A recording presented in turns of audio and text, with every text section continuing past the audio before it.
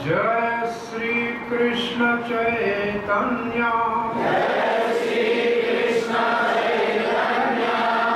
प्रभु नित्यानंद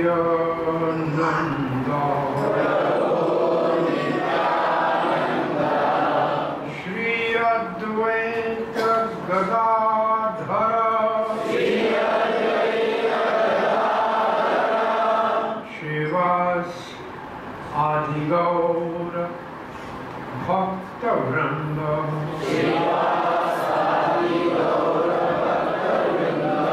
हरे कृष्णा कृष्णा कृष्णा हरे हरे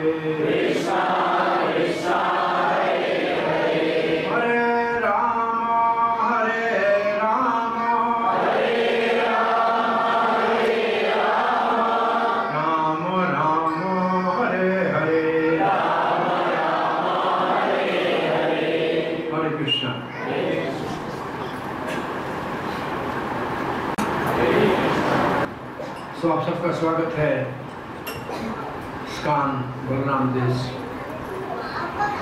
मंदिर में ईद की छुट्टियों में सायंकाल के कृष्ण कथा में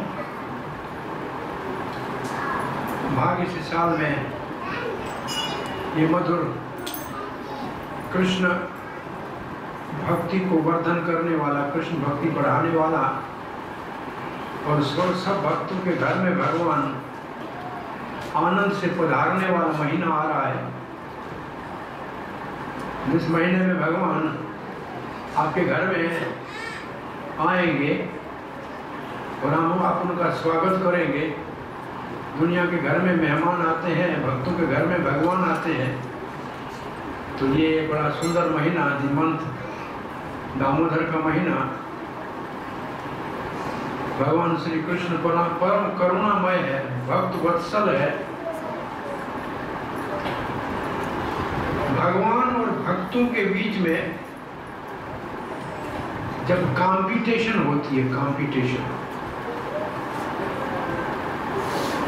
तो उस कंपटीशन में भक्त और भगवान दोनों बहुत देर तक एक दूसरे के साथ आगे बढ़ने का प्रयास करते हैं, ट्राई।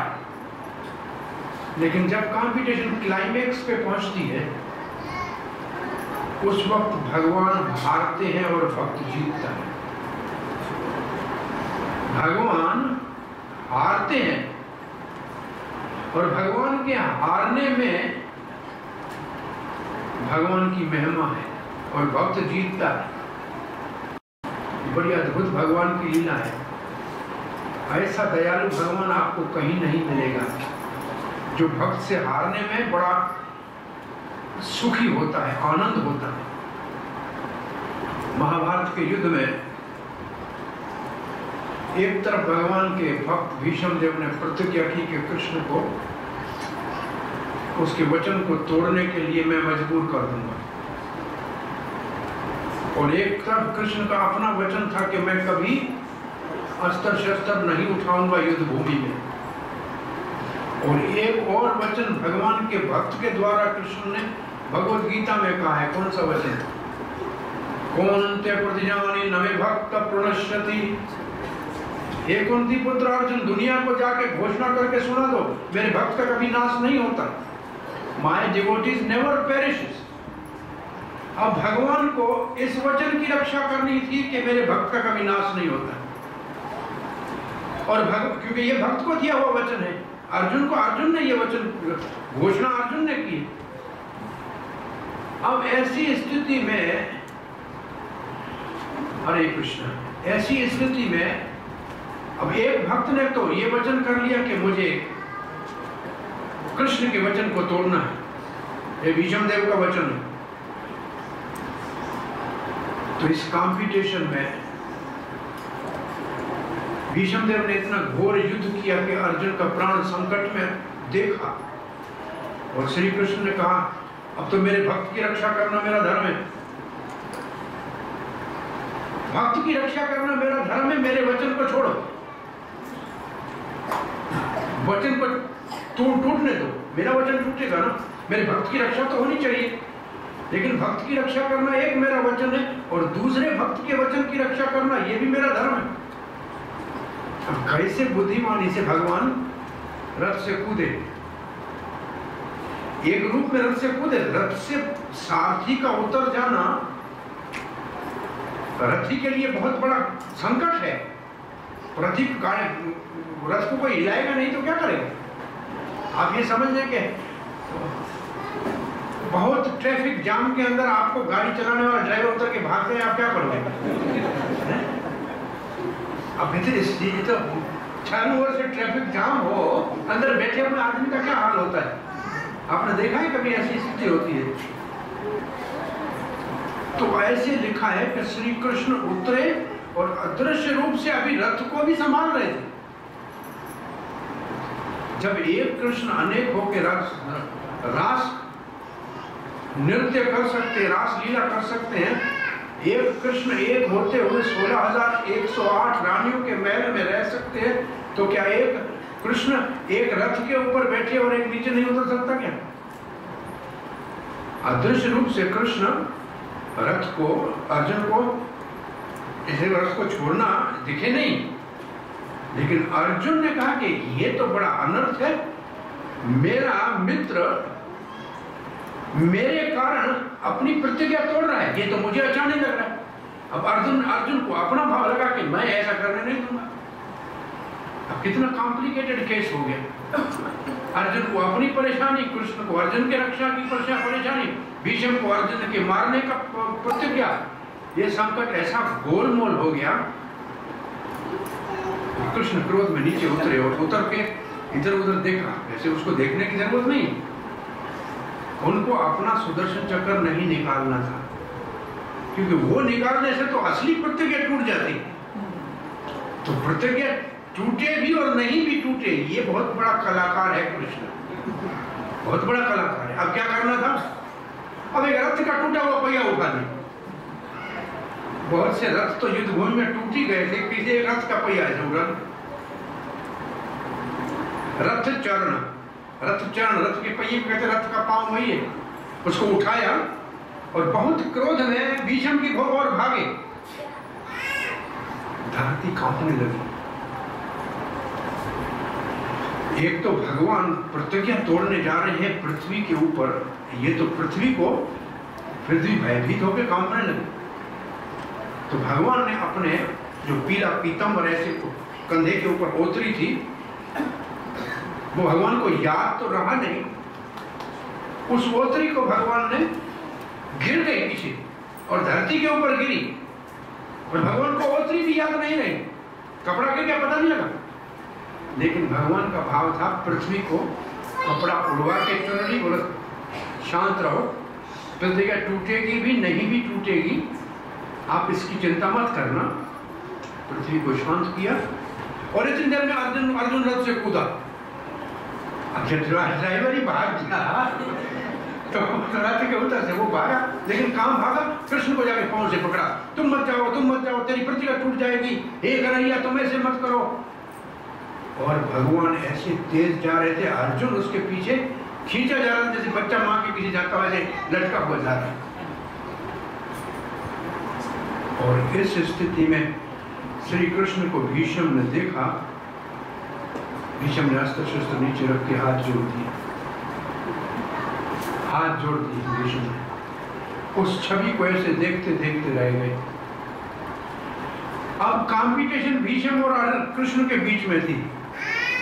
वचन किसने तोड़ा? कृष्ण ने तोड़ा। किसके वचन की लाज रखी? भीष्म के। तो इस कंपटीशन में भीष्म विजयी हुआ, भीष्म की महिमा बढ़ गई, उसके वचन की भगवान ने रक्षा की। भगवान ने कहा मेरा वचन टूट गया, क्या फर्क पड़ता है। एक वचन भगवान श्री कृष्ण हमें भगवत गीता में जब देने लगे 18वें अध्याय में, मन मना भव मत भक्तो मत याजी माम नमस्कुरु, प्रतिज्ञा, मैं प्रतिज्ञा करता हूं। भगवान ने, अर्जुन ने ऐसे देखा, प्रतिज्ञा ब्रज में आप जो कहते थे वो नहीं करते थे। हाँ, ब्रज में आपकी लीला हमने देखी हुई है। माखन खा के बोलते थे खाया नहीं, मट्टी खा के मुंह में पड़ी है मट्टी, सामने बोलते थे मैंने खाई नहीं। हाथ में माखन लगा हुआ है ऐसे, मुंह में माखन है, और ये पता कहिए मुंह नहीं माखन खाया, बोले नहीं खाया। बोले हाथ में कैसे लगा? बोले ऐसी नई चूड़ी पहना, ये हाथ जल गया, मैंने माखन में ठंडा करने के लिए डाला, मेरा हाथ ठंडा हो जाएगा माखन में। बोले फिर मुंह में कैसे लग गया? बोले इधर मक्खी बैठ गई, ऐसे हाथ किया। बोले आपका तो काम ऐसा है कि आप कुछ भी कहो उसको सत्य कर लो। तब भगवान ने अर्जुन को कहा मैं आपसे प्रतिज्ञा करता हूं, मेरे ऊपर विश्वास करो। 9वें अध्याय में भगवान ने प्रतिज्ञा नहीं कहा है, लेकिन 18वें अध्याय में प्रतिज्ञा शब्द जोड़ दिया है कि मैं आपको वचन देता हूं, ये मेरे यहाँ सूत्र है, तुम ये करोगे तो निश्चित से मैं तुम्हारी रक्षा करूंगा, ये मेरा वचन है। तो ये तो कुरुक्षेत्र की प्रतिज्ञा बाद में आई, लेकिन ऐसी एक कंपटीशन भगवान की वृंदावन में हुई, कई बार हुई, एक बार नहीं हुई। ये छोटे भगवान 3 साल के थे तब उनकी कंपटीशन उसकी माँ यशोदा से हुई, वात्सल्य रस के भाव में। और वो कथा हम यहाँ करने जा रहे हैं दामोदर लीला की। हरे कृष्णा।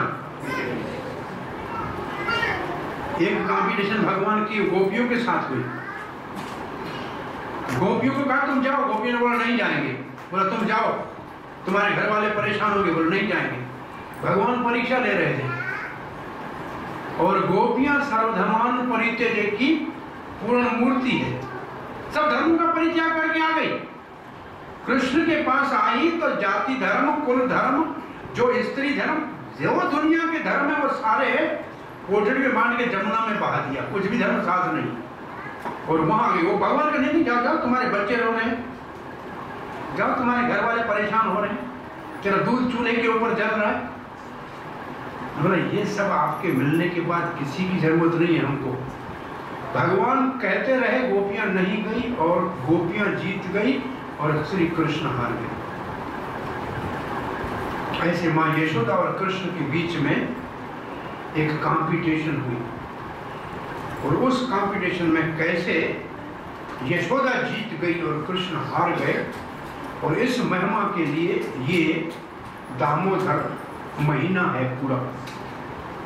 12 महीनों के नाम वैसे तो हमको सिर्फ अभी आजकल जनवरी फरवरी आते हैं, और दूसरे महीने जो हिंदी महीने हैं वो भी मुश्किल से किसी को आते होंगे कि ये कार्तिक का महीना है। कम से कम इसका हमने एक शब्द सबको याद करा दिया, कार्तिक महीना, कार्तिक महीना।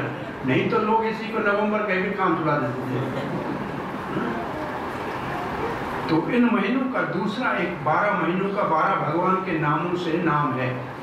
जैसे 12 अंगों पे तिलक लगाते हैं, केशवाय नमः, नारायणाय, माधवाय, ऐसे ही 12 नाम 12 महीनों के हैं। तो ये जो महीना शुरू होगा 29 तारीख से, 29 तारीख से ये जो महीना शुरू होगा, इस महीने का नाम है कार्तिक दामोदर मास।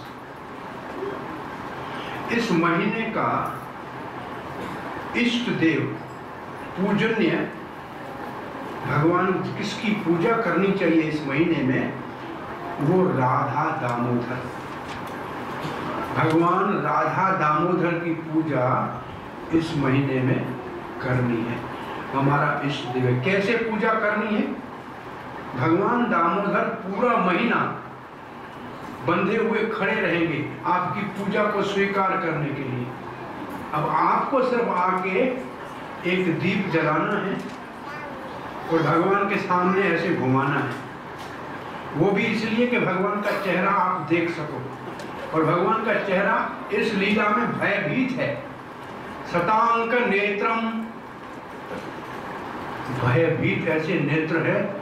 माँ यशोदा की लाठी को देखते हुए आंखें भयभीत है, और जो उसको देखता है उसका भय नाश हो जाता है। स्वयं भयभीत है और जो उसका दर्शन करता है उसका भय नाश हो जाता है। तो ये दामोदर भगवान, और सब लोग मंदिर में नहीं आ पाएंगे, ये आपकी समस्या है, काम करने जाता है। तो भगवान के भक्तों ने ये सेवा ले ली है कि भगवान दामोदर को लेके आपके घर आ जाएंगे।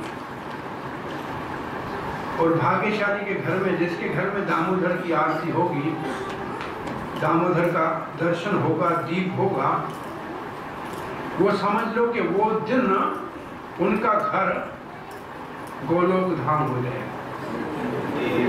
गोलोक धाम हो जाएगा। एक दिन भगवान आ जाए, एक बार किसी के घर में प्राइम मिनिस्टर अचानक आ जाए तो उसका फोटो है सारी, देखो मेरे घर में एक बार प्राइम मिनिस्टर आया था, वो ऊपर लगाता है। तुम्हारे घर में ये जगन्नाथ भगवान साक्षात त्रिलोकीनाथ घर में आ रहा है और भक्तों के संग में आ रहा है। बहुत सुंदर फोटो आपकी आरती निकाल के रख दो। लोग कोई आए, हमारे घर में भगवान आए थे, इंट्रोड्यूस कराया करो कि हमारे घर भगवान आए थे। बहुत बड़ा गौरव है कि भगवान आपके घर में आए, कोई सामान्य बात नहीं। हर एक के घर में भगवान चल के जाते हैं, ऐसा भी नहीं।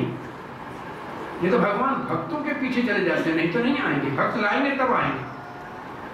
तो कुछ भक्तों ने ये सेवा का काम निर्णय करके ले लिया है कि शाम के सब भगवान को लेके आपके घर आएंगे, दीप लाएंगे, सब कुछ सामान लाएंगे, आरती करेंगे और भगवान आपके घर मेहमान होके आएगा और आपके घर में आशीर्वाद भगवान का मंगलमय कीर्तन होगा और घर आपका गोलोक बन जाएगा। तो इस महीने का लाभ लीजिए और दूसरों को ये लाभ दीजिए। आइए हम कथा में, इसमें आप सब लोगों को एक अष्टक पढ़ना पड़ता है।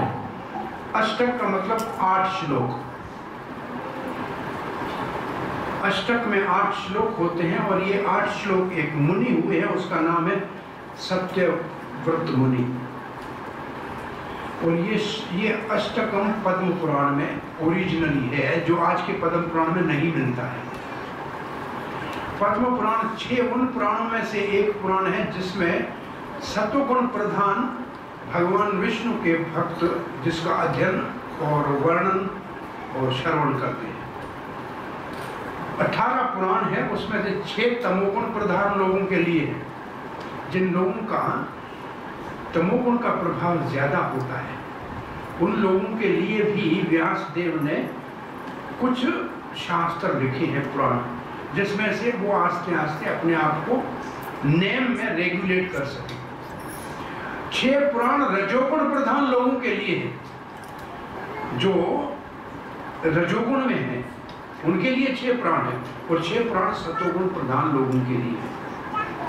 तो इसलिए आश्चर्य नहीं करना चाहिए कि कुछ लोग विशेष ऐसी पुराणे पढ़ते हैं जो तमोगुण के लोगों के लिए प्रधान है। तो वो उस गुण में है और ये गुण प्रकृति में सब में है, कोई बड़ी बात नहीं है। तो फिर भी कम से कम शास्त्र पढ़ ही रहे।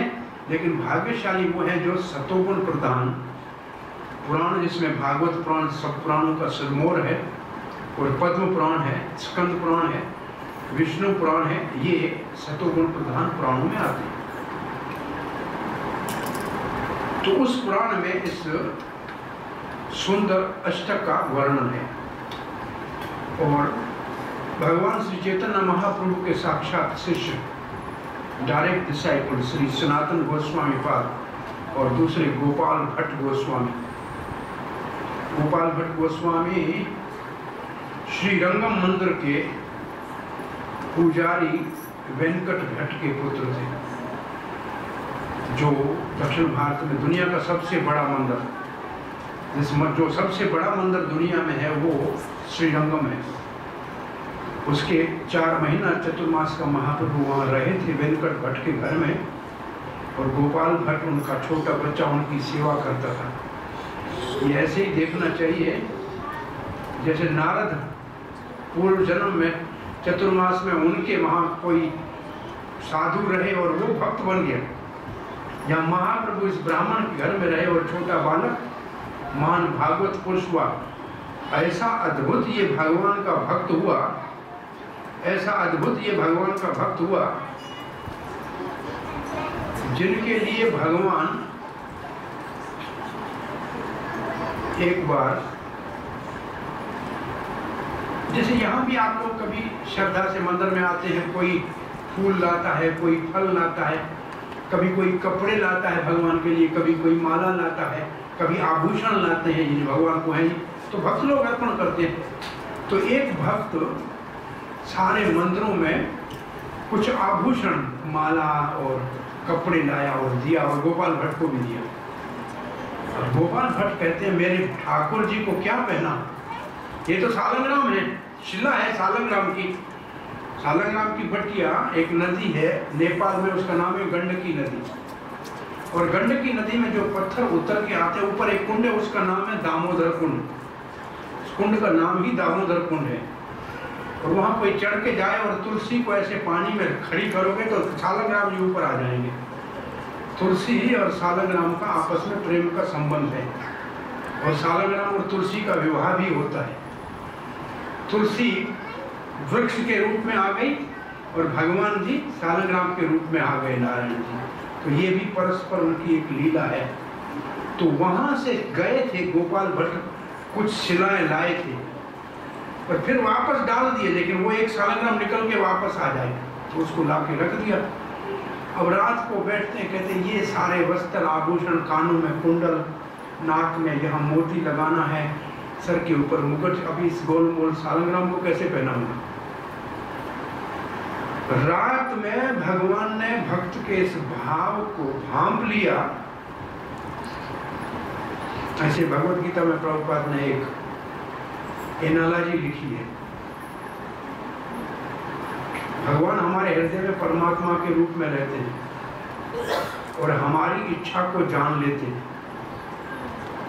और वो हमारी इच्छा को जब जान लेते हैं, ऐसे जान लेते हैं जैसे ये फूल यहाँ पड़े हैं तो मैं इसको हाथ भी नहीं लगाऊं तो खुशबू तो मेरे नाक में आएगी कि नहीं आएगी। तो फूल के पास में रहने से फूल की खुशबू जैसे आती है, ऐसे भगवान हमारे हृदय में हमारे इच्छा को जान जाते हैं। भगवान का काम क्या है, चैतन्य महाप्रभु ने कहा है वासुदेव दत्त को, कृष्ण नहीं और कृत्य, कृष्ण का और कोई काम नहीं है, एक ही काम है। बोला श्री कृष्ण का एक काम क्या है, भक्त वांछा पूरी करे। भक्त की इच्छा पूरी करना ही कृष्ण का काम है। भक्त इच्छा करे और भगवान पूरी करे। श्री कृष्ण का यही एक काम है और कोई काम नहीं। वो सबके हृदय में बैठा हुआ इंतजार कर रहा है कि भक्त क्या इच्छा कर रहा है। और रघुनाथ दास दूसरे भगवान श्री चैतन्य महाप्रभु के पार्षद भक्त, सबसे बड़े जमींदार धनी के बेटे, सब कुछ छोड़ के चैतन्य महाप्रभु के साथ 18 साल पर्सनल रहे। और वो सब छोड़ के जब वृंदावन आए तो त्याग की मूर्ति, एक चलू भर छाछ, एक दोना छाछ पीते थे और कुछ भी नहीं खाते थे और सारा दिन भगवान का भजन करते थे। मन में आया कि ये राधा कुंड और श्याम कुंड का निर्माण करना है, तो खड्डा लग रहा है, ये तो अच्छा दीवार बनाना चाहिए, घाट बनाना चाहिए। फिर मन में आया काहे के लिए बनाना, हम सब कुछ छोड़ के आया, बैठ के भजन करना है, कौन दोबारा सीमेंट और पत्थर और काम करेगा। लेकिन भगवान ने सुन लिया। बद्रीनाथ में गए हुए एक भक्त की इच्छा पूरी हुई थी और वहां कुछ भगवान को धन चढ़ाने गया था और रात को सोया तो बद्रीनाथ ने उसको जगाया, उठो तेरा धन उठाओ, जाओ राधा कुंड, बाबा रघुनाथ को दे दो, उसको वहां कुंड बनाना है। तो भगवान ने इच्छा की, भगवान भक्त ने इच्छा की, भगवान ने इच्छा पूरी की। यहाँ ये जो इच्छा हुई गोपाल भट्ट के मन में, रात को सुबह उठ के देखते हैं तो सालंग्राम त्रिभंग ललित भगवान श्री राधा रमन के रूप में खड़े हैं। वो सालंग्राम इतने 5-6 फुट के, सुबह स्वयं वो अपने आप सुंदर राधा रमन के रूप में प्रकट हो गए। बड़ा उत्सव हुआ। अभी वो मंदिर साथ गोस्वामी मंदिर में वृंदावन में है। सबसे छोटे इतने से ठाकुर है, एक एक दांत बाहर निकलता है, दिखता है मुस्कुराते हुए। उनका मुख ये टुकड़ा साक्षात भगवान श्री कृष्ण के मुख जैसा है। उनका वक्षस्थल, छाती भगवान के वक्षस्थल जैसा है और उनके पांव का टेढ़ापन, खड़ा होना श्री कृष्ण के साक्षात रूप के संबंध है। वैसे 3 मूर्तियों में, भगवान के 3 विग्रह में इस तरीके से भगवान का दर्शन होता है। भगवान गोविंद देव जो जयपुर में है रूप गोस्वामी के, उनका मुख साक्षात श्री कृष्ण के मुख जैसा है। गोपीनाथ का वक्षस्थल, छाती भगवान श्री कृष्ण की छाती जैसी है। और मदन मोहन के चरण जो पांव टेढ़े खड़े होते हैं वो श्री कृष्ण के जैसे हैं। लेकिन ये तीनों के तीनों एक मूर्ति में, एक राधा रमन की मूर्ति में ये तीनों चीजें, और ऐसे भगवान उस भक्त की इच्छा पूरी की। तो यहाँ सत्यव्रत मुनि पद्म पुराण के अंतर्गत इस अष्टोत्तर को लिखा है, जिसको सनातन गोस्वामी और गोपाल भट्ट गोस्वामी ने हरि भक्ति विलास, एक श्री चैतन्य महाप्रभु ने कहा था वैष्णव भक्तों के लिए, कृष्ण भक्तों के लिए एक पूजा पाठ की पद्धति, कैसे पूजा करनी चाहिए भगवान की, उसके लिए एक ला बुक लिखो। तो ये सनातन गोस्वामी और गोपाल भट्ट गोस्वामी दोनों की आथरशिप में हरि भक्ति विलास लिखा गया है। उसमें कार्तिक महात्म्य के अंदर लिखा है सनातन गोस्वामी के ये अष्टक रोज पढ़ना चाहिए, कम से कम दामोदर महीने में इस अष्टक को रोज पढ़ना चाहिए। भगवान राधा दामोदर को दीप अर्पण करना चाहिए। और दामोदर की महिमा है, लेकिन ये विशेष महिमा है। तो इस अष्टक को के छप गया है सबके लिए अष्टक ये। कहाँ है? आपने भगवान को अर्पण किया, उधर दिखाया, लाओ इसको दिखा दें। हरे कृष्ण बोलिए, हरे कृष्ण हरे कृष्ण कृष्ण कृष्ण हरे हरे हरे राम हरे राम राम राम हरे हरे। तो उस दामोदर अष्टक में श्रीमद् भागवत के 2 अध्यायों में श्री कृष्ण के बाल लीलाओं को सत्यव्रत मुनि ने गाया है। अध्याय 9 और अध्याय 10, इनकी जो बाल लीला है श्री कृष्ण की, अध्याय 9 की लीला का नाम है यशोदा मैया के द्वारा कृष्ण का बांधा जाना। मैया कृष्ण यशोदा ने कृष्ण को बांध लिया। उखल बंधन लीला बोलते हैं इसको, उखल बंधन लीला। हरे कृष्ण। उखल बंधन लीला की हरे कृष्ण। और इसके बाद वाले दूसरे अध्याय को फोटो, इसके बाद दूसरा अध्याय है, ये बहुत सुंदर सा एक पुस्तक छपा है जिसके अंदर दामोदर की लीला, दामोदर का अष्टक है। ये आपके जिसके घर में भगवान आएंगे तो अपने साथ ये चोपड़ी साथ में लाएंगे, ये आपके लिए गिफ्ट होगी। और इसके साथ एक सुंदर सा फोटो भगवान का गिफ्ट होगा, यशोदा दामोदर का, बहुत सुंदर। तो ये अष्टक हमारे सामने पड़ा है दामोदर। तो 10वें अध्याय का नाम है नल कुबेर मणि गिरिव का उद्धार। 10वें अध्याय का नाम है कुबेर के 2 बेटे। कुबेर किसका देवता है? धन का देवता कुबेर है। उसके 2 बेटे, एक का नाम है मणि गिरिव, कहते हैं नेक को, और इसमें जो बहुत हीरे मोती पहने उसको मणि बोलते हैं। जिसकी गिरी में बहुत सारे मणि है वो मणि गिरी। धनी बाप का बेटा है तो बहुत सारे क्या कृष्ण भक्त, इसको क्या करेंगे? अच्छा, और जो जिसके घर में आरती होगी उसके लिए कृष्ण भक्त भी एक जाएगा। हरि बोल। इसका मतलब 10वें स्कंद श्रीमद् भागवत का, जिसके लिए प्रभुपाद जी ने आदेश दिया कि रात को 1 गिलास दूध शरीर की शक्ति के लिए और 1 अध्याय कृष्ण बुक का आत्मा के पोषण के लिए, तो आपका जीवन सफल। रात को आराम से जब आपको स्वप्न आएगा तो कृष्ण बांसुरी बजाता हुआ सुनाई देगा, और नहीं तो भूत दिखाई देगा।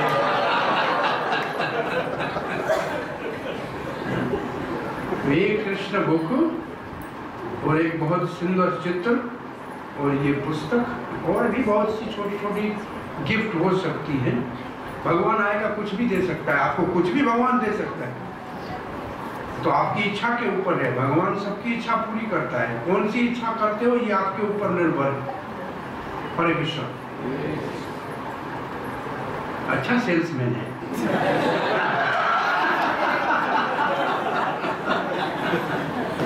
हरे कृष्ण। सो मणिगिरी किसको बोलते हैं? जिसके गले में बहुत बहुमूल्य मणि। और दूसरे का नाम क्या है? नल का मतलब बदमाश, कुबेर का मतलब कुबड़ा, जिसके पीछे कुबड़ निकली हुई हो, लेकिन पैसे वाले का बेटा है इसलिए फिर भी ऐश करता है। देखने में अच्छा नहीं है, पीछे कुबड़ा है, फिर भी क्या कर रहा? अच्छे तो किसके बेटे हैं? बहुत बड़े धनी के। एक बात। दूसरा, अनुचर किसके हैं? लिखा है भागवत में शंकर के अनुचर है, भगवान शंकर के सेवक हैं।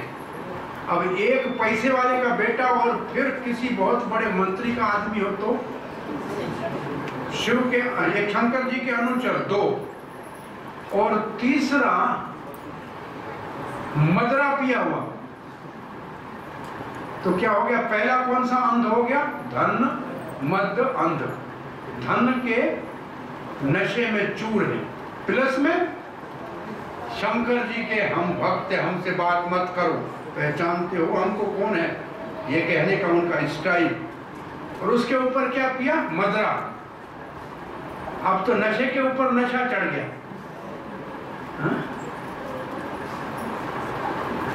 कहाँ है? गंगा में, मंदाकिनी गंगा।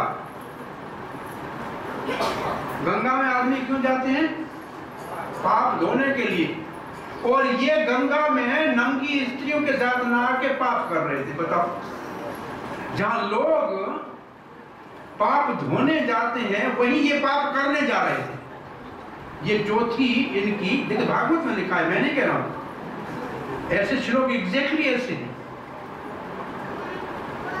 कुबेर आत्म जो एक है, और शंकर अनुचर, और मदरा के नशे में है, और गंगा में नवयुवतियों के साथ नहा रहे हैं। और लिखा है नारद अपने आप वहां से गुजरे, भगवत इच्छा से नारद वहां से गुजरे। और नारद को देखकर स्त्रियां तो लज्जा में कपड़ा ढक के एक तरफ कोने में खड़ी हो गई, लेकिन ये दोनों भाई जैसे थे ऐसे निर्वस्त्र खड़े रहे, निर्लज। नारद जी ने देखा, मैं देव ऋषि, ये देवताओं के बेटे, और मेरे शिशु के बेटे, और उनका ये हाल है। तो नारद जी ने देखा कि मुझे क्रोध तो नहीं आ रहा है इसके ऊपर, तो नारद जी ने गाना शुरू किया, तो गाना आ गया। तो नारद ने जैसे गाना गाया और गान शुरू हो गया, इसका मतलब क्रोध नहीं है, क्रोध में आदमी गा नहीं सकते। आपको जब क्रोध हो तो आप गाना चाहो नहीं गा सकते, केवल गाली दे सकते। क्रोध में गाना गाना बहुत मुश्किल है। तो नारद ने देखा कि नहीं, मैं गा रहा हूं, इसका मतलब क्रोध नहीं है। तब भागवत में लिखा है, उनके ऊपर अनुग्रह करने के लिए, अनुग्रह का मतलब उनके ऊपर दया करने के लिए, उनके ऊपर कृपा करने के लिए, और दया और कृपा उनको ऊपर करने के लिए नारद जी ने कुछ मुख से वचन बोले, उसका नाम है नारद गीत। वो नारद गीत है इसके दूसरे वाले अध्याय में। और नारद ने कहा, जिसको धन के मद का अंध हो, जो इनको हो गया है, blind by the opulence of the wealth, ये डायग्नोज किया नारद ने कि इनका ये हाल क्यों हुआ है, क्योंकि ये अंधे हो गए हैं। क्यों अंधे हो गए हैं? धन के मद से, बड़े आदमी के, शंकर जी के अनुचर होने के कारण, मदरा पीने के कारण। तो इसका इलाज क्या है? डायग्नोज करने के बाद ट्रीटमेंट क्या है? तब कहते हैं दरिद्र अंजनम। इनका जो इलाज है, अंजन कहते हैं आंख में डालने वाले सुरमे को, दरिद्र का मतलब है गरीबी। इनका सब कुछ छिन जाएगा, कुछ भी नहीं रहेगा, तब ये ठीक हो जाएंगे। और फिर नारद जी लिखते हैं, कांटा कांटे से ही निकलता है। जब दूसरे के दुख का पता लगेगा ना इनको, तब इनको पता लगेगा कि दुख क्या होता है। और नारद ने कहा, दोनों वृक्ष बन जाओ। कपड़े नहीं पहनने हैं ना, तो वृक्ष बन जाओ। मॉरिशस जाते हैं हम साल में 1-2 बार। बहुत सुंदर बीचेस हैं, बीच के ऊपर लंबे लंबे फर्स्ट क्लास सुंदर पेड़ हैं। उन पेड़ को देख के हमको आश्चर्य लगता है, ये लंबे लंबे कतार में पेड़ कहाँ से आए। एक दिन हम बैठे थे, हमको समझ में आ गया। जब नारद जी की ये कथा किया ना, तो हमको समझ में आया, ये सारे लोग यहाँ नंगे घूमते हैं, और कहीं नारद ने कहा है कि तुम पेड़ बन जाओ, अभी तक वहीं पेड़ बने हुए। पूरे बीच के ऊपर 100,000 ट्रीज, और सारे अर्जुन ट्री है, बहुत सारे। और हमने कहा, यहाँ नारद पता नहीं कहाँ कब आया, ये सारे भूत यहाँ घूमते हैं, ये पेड़ बन गए।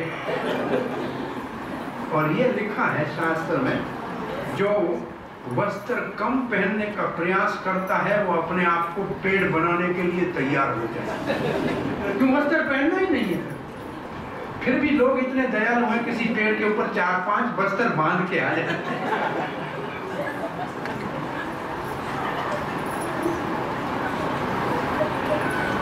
अगर कम वस्त्र पहनने से बगैर वस्त्र के आदमी अच्छा लगता, तो कुत्ते बिल्ली अच्छे होते ना, कुछ भी नहीं पहनते हैं। उनको कोई वस्त्र थोड़ी पहना हुआ, तो उनको अच्छा बोलना चाहिए। वस्त्र तो पूर्ण रूप से पहनना चाहिए। हरे कृष्ण।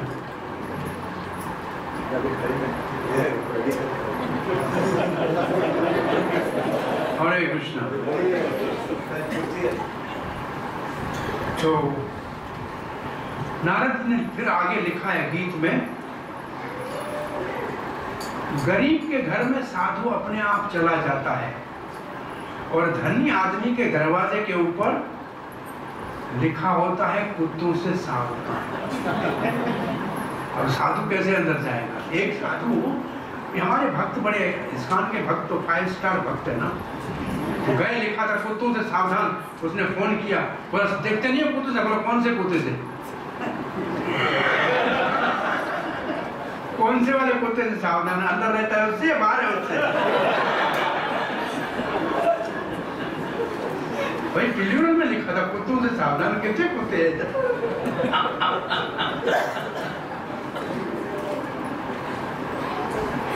बड़े आदमियों के घर के बाहर ही कुत्ते का सामना करना पड़ता है। और गरीब का दरवाजा खुला होता है, तो साधु गरीब के पास अपने आप जाते हैं, और धनी लोग साधु का सम्मान करना जानते ही नहीं।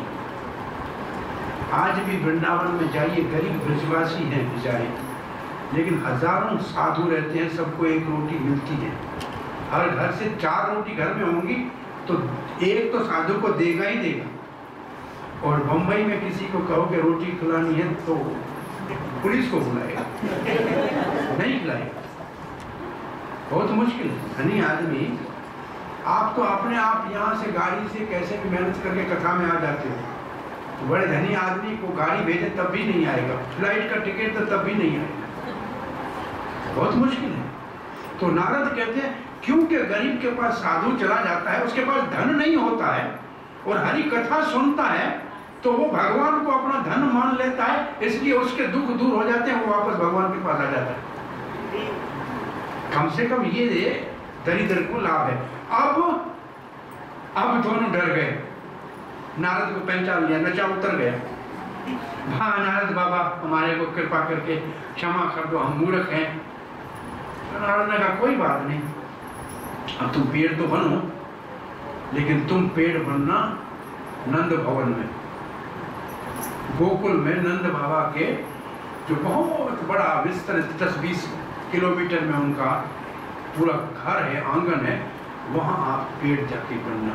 बस एक आपका सौभाग्य होगा, भगवान श्री कृष्ण की बाल लीलाओं का दर्शन करो। तो नारद का ये वचन था कि आप श्री कृष्ण के दर्शन करोगे और श्री कृष्ण आपका उद्धार करेगा।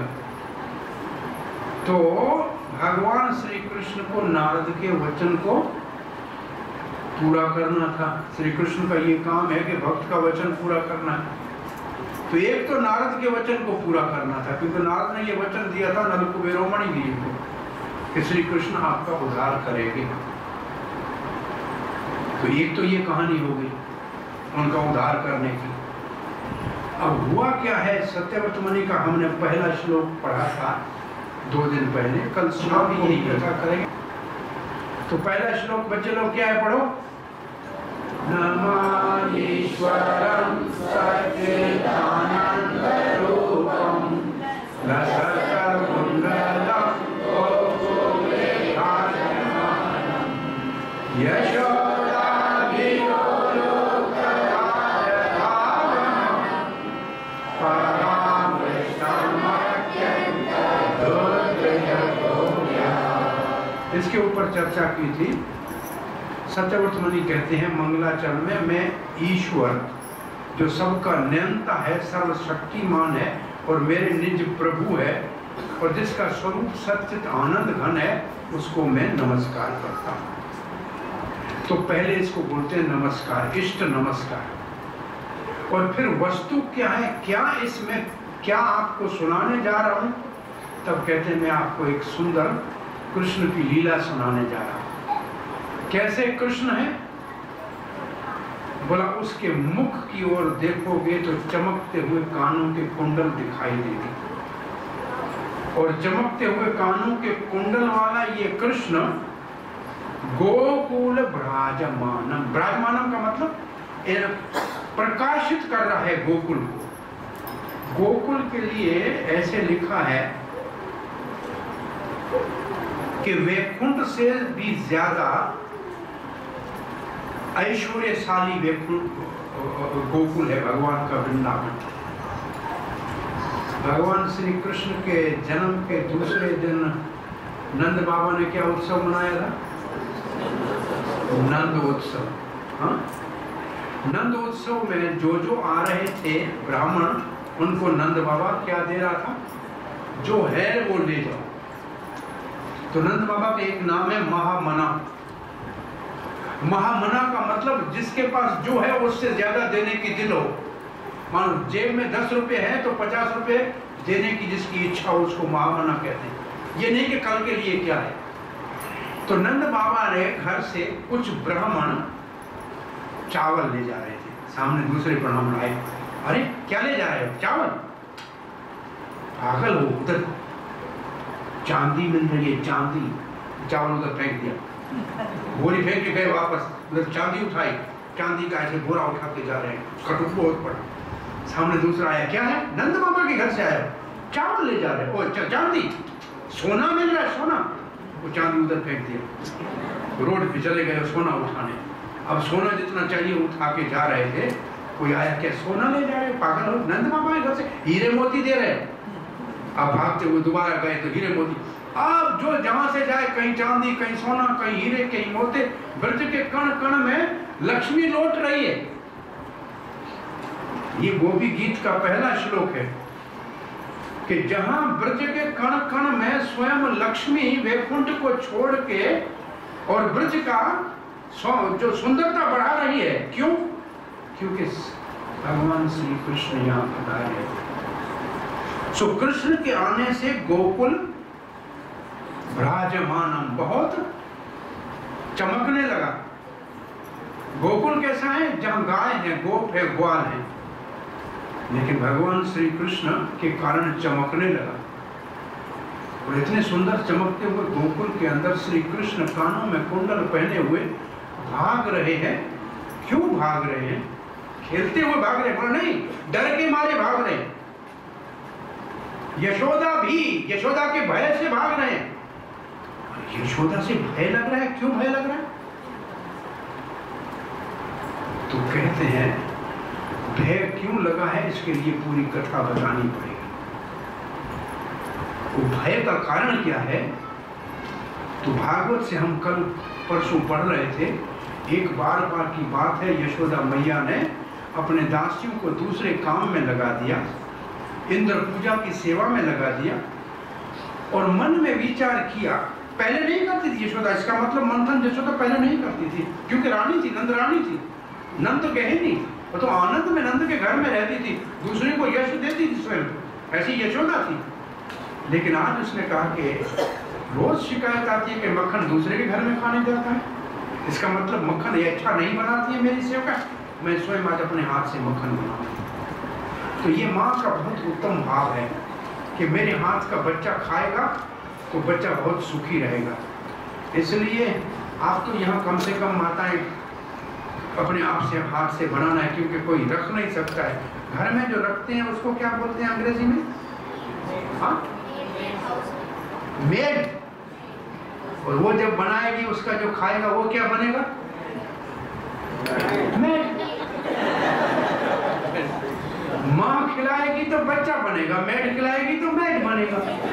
बहुत सिंपल फार्मूला है, सो स्ट्रेट फॉरवर्ड है। अब ये फिर हम जिस घर में जाते हैं लोग कहते हैं प्रभु जी इस बच्चे को समझाइए, हम बोलता भगवान खाना कौन बनाती है? हाँ ये मेड। हमने बोला फिर मेड है, हमारे बस का नहीं है। आप खाना खिलाया करो, थोड़ा सा परिश्रम करके प्रेम से हाथ से खिलाया करो। ये बहुत बड़ा विज्ञान है। माँ जिस प्रेम से अपने बच्चे के लिए बनाती है वो मेड तो नहीं बनाएगी ना, वो खाने में उसकी कॉन्शियसनेस जाती है। आजकल सब घरों में झगड़े होते हैं, ये सच है कि झूठ है? बहुत सारी शादियां टूटती हैं, ये सच है कि झूठ है? बच्चे बहुत बड़े परेशान है घरों में, सच है कि झूठ है? इसका कारण क्या है? कारण क्या है इसका? होटल से घर में सप्लाई होने वाला प्रसाद, वो भोजन जो होटल वाले बनाते हैं उसकी कॉन्शियसनेस आती है उस भोजन के साथ हमारे घर, और लाने वाले की और वो खाने वाले का दिमाग खराब होता है। उनका जैसे उनका हाल होता है वैसे इनका हाल होता है, ये सच है। लोग घर में आजकल कम बनाते हैं। हम एक श्लोक भगवत गीता का जब पढ़ते हैं, कौन सा श्लोक?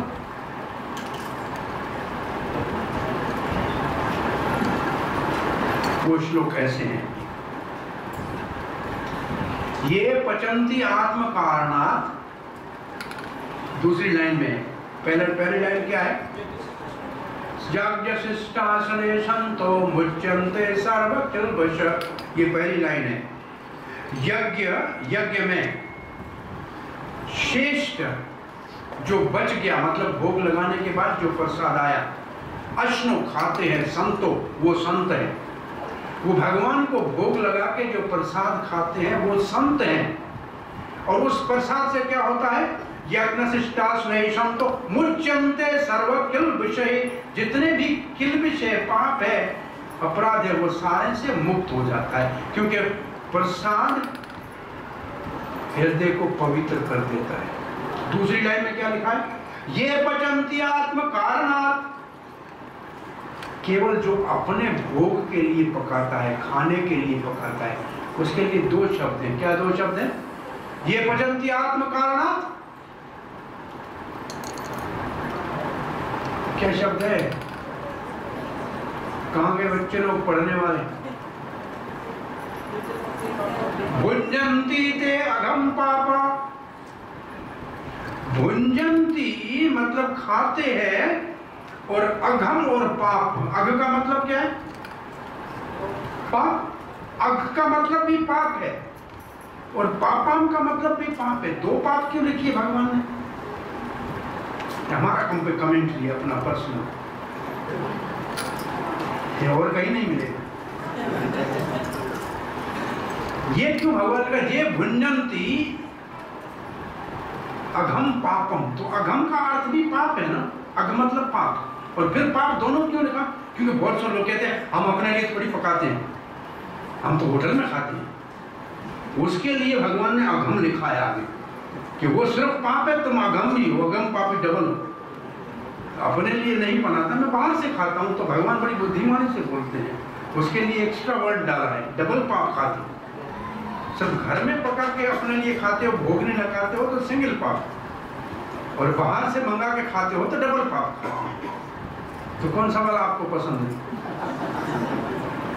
हमको सब चीजें डबल पसंद है, डबल फैनी में डबल पाप, प्राय लोग डबल पाप में इंटरेस्टेड है।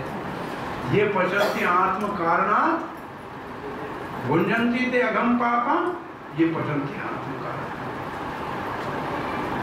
तो ये बहुत महत्वपूर्ण माता जी से सीखना चाहिए कि बच्चों के लिए अपने हाथ से प्रेम से खिलाना चाहिए। तो प्रभुपाद जी तो कहता था छोटे बच्चियों को अच्छी तरह से खाना बनाने सिखाना चाहिए। जब वो बड़ी होकर विवाह के अपने ससुराल जाएंगी, अच्छा खाना बनाएंगी, तो सुंदर खाने से वो सबको अपने वश में कर सकती है। बहुत अच्छी कला अगर कन्या के पास पकाने की है और स्त्री सुंदर भोजन बनाती है, तो आराम से उस भोजन के जो प्रेम से बनाती है उससे सारे परिवार को बांध के रख सकती है। परिवार को प्रेम से, पुरानी दादी माँ भोजन बना के और फिर एक बैठ के सबको खिलाती थी, पूरा परिवार साथ खाता था, नहीं खाता था? दादी खिलाती थी तब परिवार सब प्रेम से खाता था ना। अब तो बेचारे दादा दादी कहाँ, दादा दादी को कहाँ छोड़ के आते हैं? कौन से आश्रम में? उसका नाम क्या है? बदमाश बेटों के पेरेंट के रहने की जगह, वृद्धाश्रम नहीं इसका नाम है। जो बच्चे अपने माँ बाप का पालन नहीं करते उनका आश्रम है। हरे कृष्ण। ये कल्चर हमारे का सत्यानाश हो गया। ये 4 बजे यशोदा उठी है दही का मंथन करने के लिए। और पहले गांव की स्त्रियां 4 बजे सब उठ जाती थी। अब किसी को बोलते 4 बजे मंगल आरती, बोला आप लोग 4 बजे उठते हो, पागल हो। पहले सभी लोग 4 बजे उठते थे। ऐसे वेदों में लिखा है कि सूरज उगने के बाद, आफ्टर सनराइज, जो दांतुन मुंह में डालता है वो dash dash dash dash dash dash में पता है क्या लिखा है वेद ने? वो कुत्ते की पूंछ मुंह में डालता है। भैया वेद में लिखा है, मैं नहीं कह रहा हूं। अब आप बताइए कि कितने लोग कुत्ते की पूंछ, कुत्तों की पूंछ ही खत्म हो गई।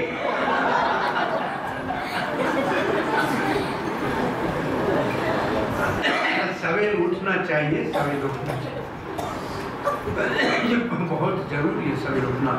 पहले जमाने में कोई स्त्री 4 बजे के बाद सोती नहीं। वो दूसरी बात है कि रात को सोते जल्दी थे, उठते सुबह सवेरे थे। तो समस्या ये कि रात को इतने लेट सोते हैं, इतने लेट सोते हैं कि फिर लेट ही लेट हो जाते हैं। सब चीजें लेट गए तो लेट हो गए। हरे कृष्णा। तो बात क्या कर रहे थे? यशोदा ने कहा मैं स्वयं दधि मंथन करूंगी। विशेष पदम गंधा गाय के दूध को माँ ने मंथन करने का शुरू किया 4 बजे।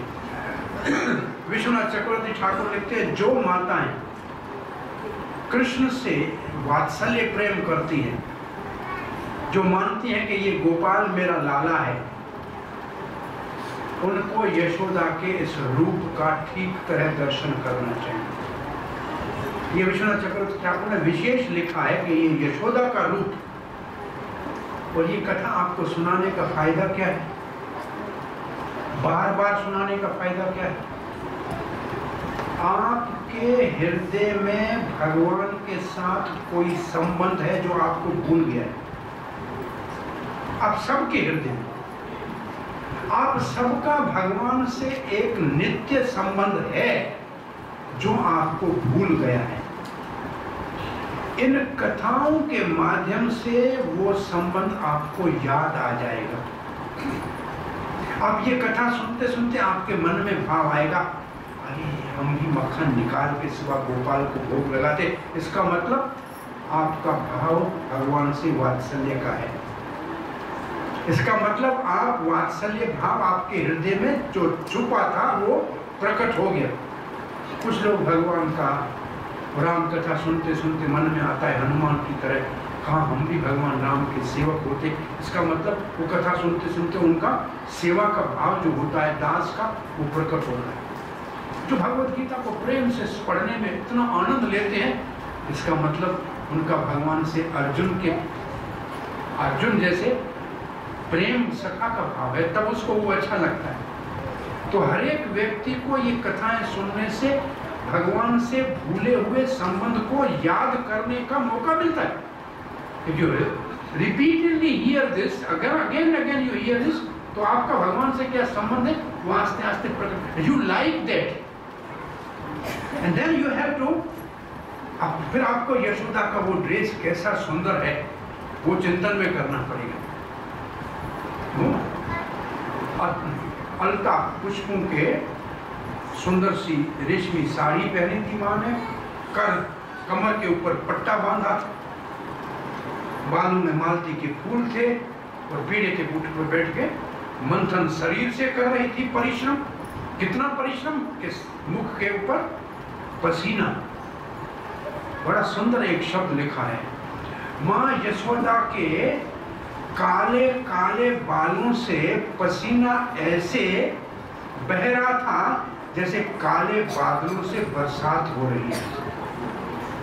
और हम सिर्फ उसमें इतनी एडिशन करते हैं कि यशोदा मैया 80 साल की आयु की थी और उसके बाल बिल्कुल असली काले थे। हम सिर्फ एक असली एडिशन करते हैं। बाकी तो बादल जैसे बाल थे और वर्षा की तरह पसीना बह रहा था। लेकिन जैसे पहले सिर्फ घी लिखते थे, जब से नकली घी आया तब से असली घी लिखना पड़ता है। तो हमको लिखना पड़ता है असली काले बाल। ये बहुत महत्वपूर्ण है, ये लाइन मोस्ट इम्पोर्टेंट। ये हमारी कमेंट है। हरे कृष्णा। और माँ शरीर से परिश्रम कर रही थी। इससे हमें सीखने को क्या मिलता है? भगवान की सेवा में जब तक पसीना नहीं निकले तब तक हमारा काम भगवान को आकर्षण नहीं करेगा। Don't take it easily, do it very enthusiastically with all heart put into the work। जब तक पसीना नहीं आए तब तक भगवान की नजर नहीं पड़ेगी। पसीना आने का मतलब है आपको जितनी आप में शक्ति है उतना परिश्रम करना चाहिए। You put your all effort, complete। भगवान पूर्ण है, उसको आपकी पूर्ण शक्ति से काम चाहिए। पूर्ण शक्ति से हम कोई काम नहीं करते, ये सच है। और दूसरा, यशोदा माँ क्या काम कर रही थी? मुख से भगवान के गीत गा रही थी।